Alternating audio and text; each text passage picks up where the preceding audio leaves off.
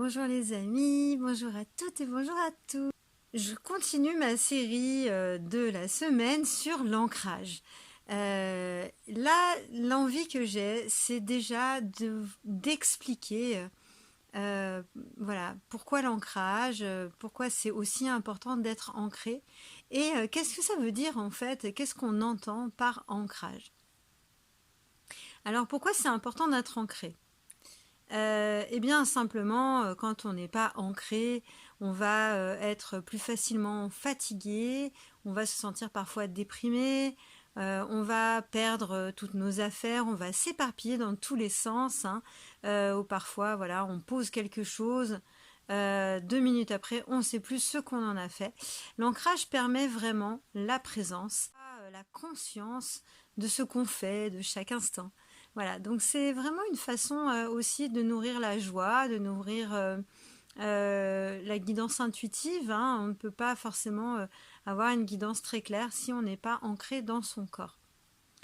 Donc voilà pourquoi c'est important, hein, parce que ça nous permet aussi d'avoir une bonne boussole, de savoir dans quel pas, dans quelle direction diriger nos pas. Là, je vais commencer par faire un préambule. C'est très important pour moi là de préciser que d'une part, je ne suis pas religieuse, je n'appartiens à aucune religion, je n'ai même pas été baptisée, hein, donc vraiment pour moi je suis complètement au clair avec ça. Je n'ai d'ailleurs jamais souhaité être baptisée dans aucune religion, je ne me reconnais pas à travers aucune espèce de sorte aucune religion. Néanmoins, on peut très bien avoir une vie spirituelle en dehors des religions, hein, comme on peut avoir une vie spirituelle à l'intérieur des religions. Donc tout ça, c'est très, voilà, c'est très. La spiritualité se vit en elle-même, hein. Donc, dans la spiritualité que je vais vous partager, hein, c'est une sorte de syncrétisme, hein, que j'ai moi-même intégré de par mon parcours personnel.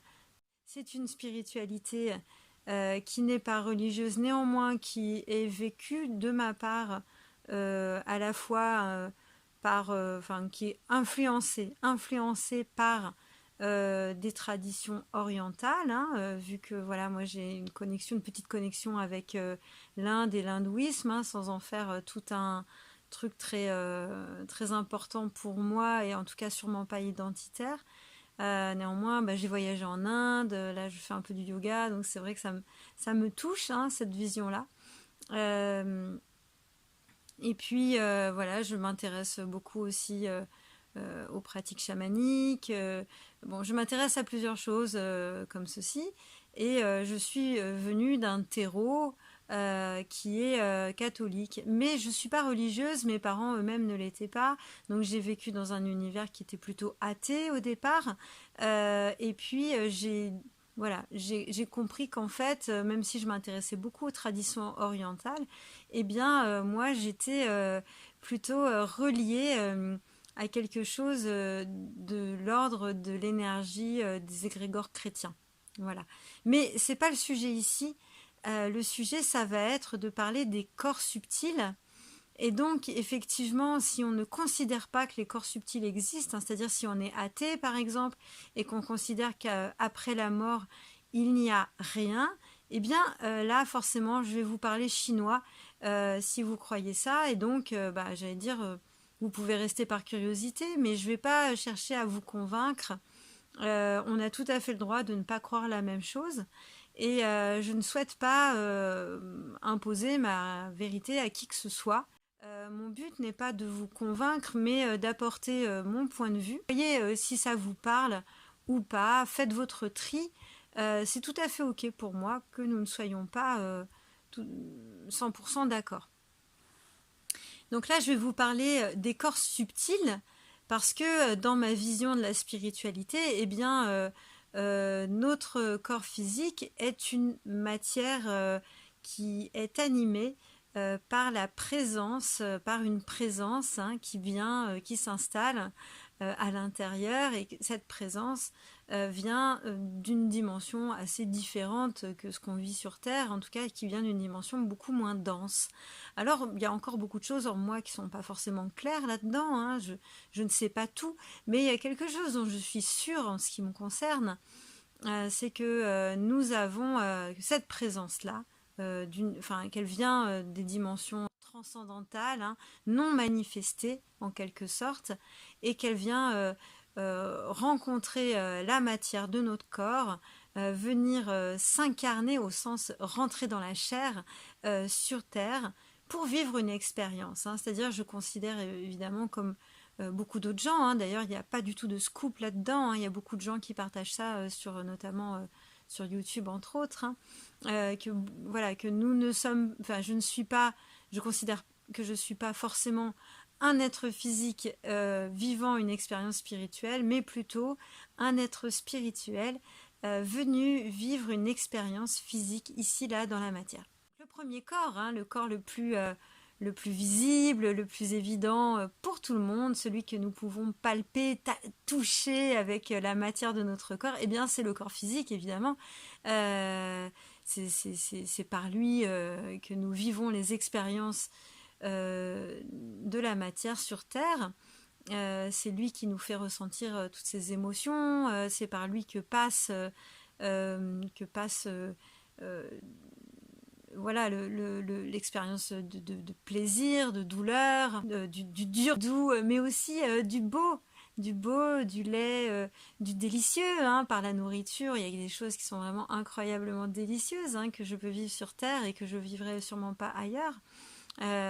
Regarder la planète Terre, regarder la nature, le paysage environnant, eh bien c'est magnifique, c'est une expérience des sens, tout comme les odeurs, hein, l'odeur des fleurs, ce sont des odeurs qui sont magnifiques aussi, hein, qui nous ravissent les sens, etc., etc., sans compter bien sûr la musique, et tous les sens en fait, voilà, ces 5 sens-là qui sont des sens tangibles, matériels, eh bien nous donnent vraiment des sensations qui sont uniques en leur genre à mon sentiment, hein, sur Terre, que nous ne pourrions pas vivre si nous n'étions pas ici.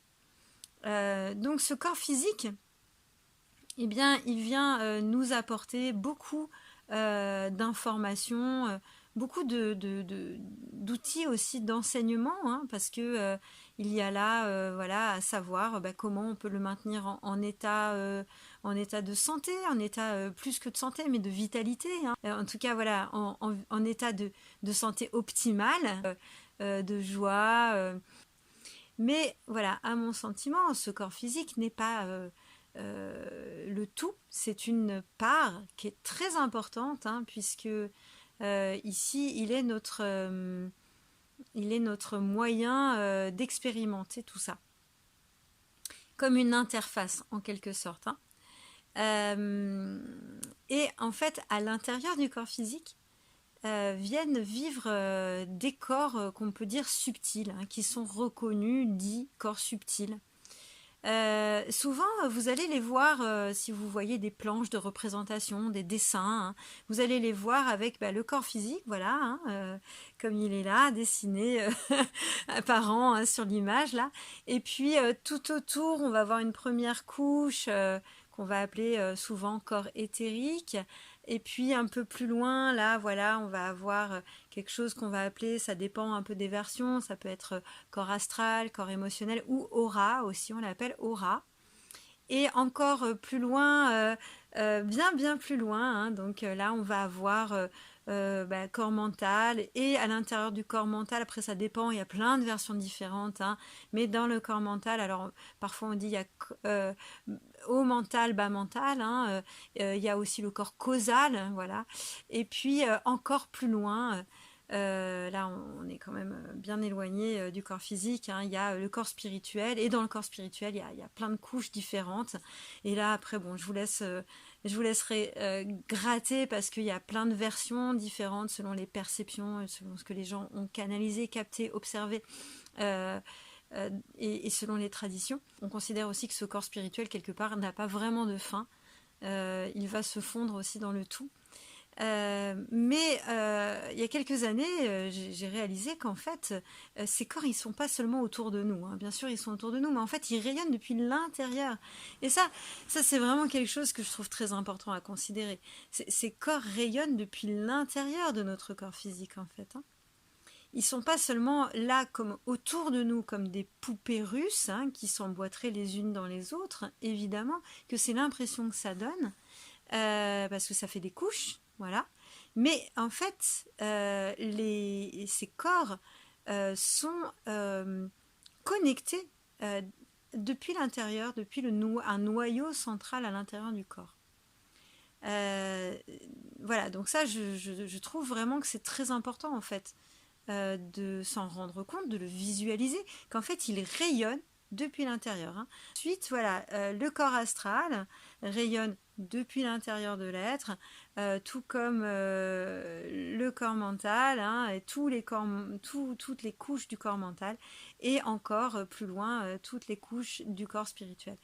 Rayonnent depuis l'intérieur de notre être. Et même, bon, après, à savoir de quel endroit ça rayonne, là, ce sera encore des tas d'autres choses à affiner, mais bon, moi je pars un peu du principe que ça rayonne depuis le cœur. Néanmoins, néanmoins, il y a sûrement des subtilités, hein, puisque les, les, voilà, ou peut-être ça rayonne depuis un axe, voilà, peut-être depuis un axe, puisqu'il y a aussi les chakras. Donc, je vais aussi vous parler des chakras. Les chakras sont des vortex énergétiques qui peuvent très bien ne pas être dans le corps physique, hein, peuvent être décalés, hein, certains peuvent être là, voilà, là, ou encore plus loin, certains peuvent être plus bas ou plus haut, hein, selon les personnes, selon les états dans lesquels ils sont. Donc voilà, ce sont des vortex, hein, donc on peut voir comme un petit peu voir, sentir, observer. Là, c'est pareil, ce sont les traditions, hein, notamment chakra vient de la tradition hindouiste. Donc c'est dans cette tradition, hein, qu'ils ont vraiment observé et mis à jour en fait tout ça. Et donc voilà, on peut observer que ces chakras donc sont comme des vortex, hein, qui tourneraient sur eux-mêmes dans un sens, qui serait ouvert d'un côté et ouvert de l'autre.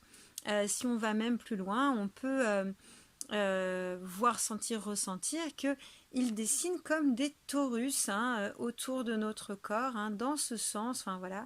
Donc là, au niveau du cœur, ça dessine. Euh, Ça dessine un torus comme ça, ouais. Après le cœur c'est un peu particulier, ça dessine aussi un torus comme ça parce que c'est le cœur, voilà. Mais voilà, en fait partout il y a des espèces de torus, hein, comme ça qui sont dessinés un petit peu de partout et enfin qui sont dessinés, qui sont vibrés, hein, vibrés exactement, hein, mais c'est pour vous donner une représentation imagée.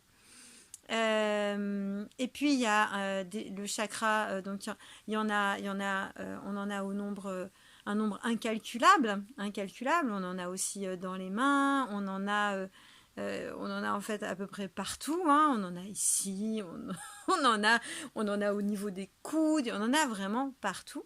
Et puis sur le long de l'axe principal, de l'axe vertical, euh, il y en a pareil, une infinité en quelque sorte. Pour faire simple, en fait, en général, on dit qu'il y en a 7 principaux. Le chakra racine et il nous intéresse au premier chef, puisque ici nous sommes dans une série sur l'ancrage. Le chakra racine n'est pas un torus c'est pas un vortex qui va comme ceci. C'est un vortex qui va partir depuis le centre entre les jambes, hein, au niveau du périnée. Le périnée se trouvant chez les femmes entre l'anus et le vagin, chez les hommes bien entre l'anus et les testicules. Et donc ce chakra va descendre en fait, faire le vortex dans ce sens. Et au niveau du chakra couronne, eh bien nous avons aussi un vortex dans ce sens. Et donc là c'est pareil, ça va dessiner un énorme torus qui va aller de haut en bas. Donc ces chakras, ben voilà, ils sont pas forcément super bien alignés, hein, voilà. Et puis, ben, ils sont pas forcément très actifs parfois, etc., etc. Donc ça va aussi jouer un rôle. Donc en fait, voilà, les corps parfois peuvent être décalés dans ce sens, hein, je parle là des corps subtils par rapport au corps physique, ils peuvent être décalés comme ça, ils peuvent être décalés aussi comme ça, hein. Et puis pour les chakras, ben c'est pareil, ils peuvent être décalés, ils peuvent être à différents endroits du corps. Parfois même ils peuvent être tout à fait remontés, descendus, ça arrive aussi. Donc voilà, l'ancrage en fait va permettre déjà la première chose, hein, donc là je vous ai expliqué les corps subtils, et donc l'idée des corps subtils puis les chakras, hein, qui sont des organes en quelque sorte, des organes de notre système énergétique humain. Après, il y a bien d'autres subtilités que moi je ne connais pas, hein, parce que, par exemple, je m'y connais pas super du tout en médecine ayurvédique ou en médecine chinoise, mais à savoir que dans ces traditions-là, eh bien, eux, ils ont des connaissances hyper poussées justement sur les systèmes énergétiques du corps, hein. Vous avez déjà entendu parler des méridiens, ou en ayurvédique, on parle de points marma. Et donc voilà, c'est très... là, ils vont vraiment pousser les choses bien plus loin. Donc, l'ancrage, à quoi ça va servir par rapport à tout ça?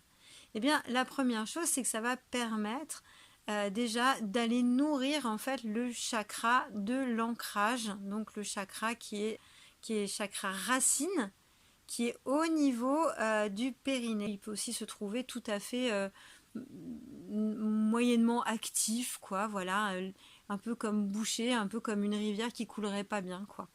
Donc ça va commencer, voilà, faire de l'ancrage, ça va commencer à activer cette zone-là, à activer ce chakra, lui permettre de se réaligner, de retrouver son espace, j'allais dire naturel, hein, pour pouvoir réaligner les corps et réaligner aussi eh bien, les chakras plus ou moins à leur place.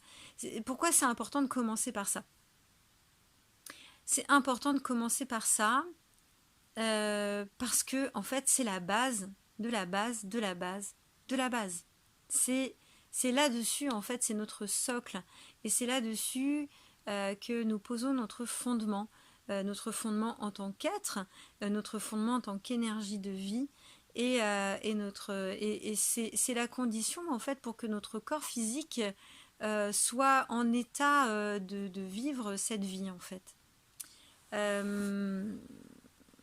Voilà, donc il y a des personnes qui n'en ont pas besoin, qui n'en éprouvent pas le besoin, qui peut-être n'ont jamais été éveillées à ça parce que en fait ça n'était pas important pour eux et qui n'avaient pas de difficulté avec ça en particulier.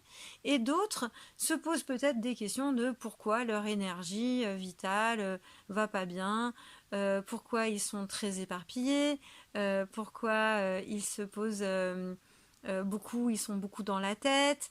Voilà. En tout cas, avec le chakra racine, hein, quand on l'active, et d'ailleurs en général c'est assez conseillé d'aller activer aussi le chakra sacré un peu en même temps, eh bien nous avons l'opportunité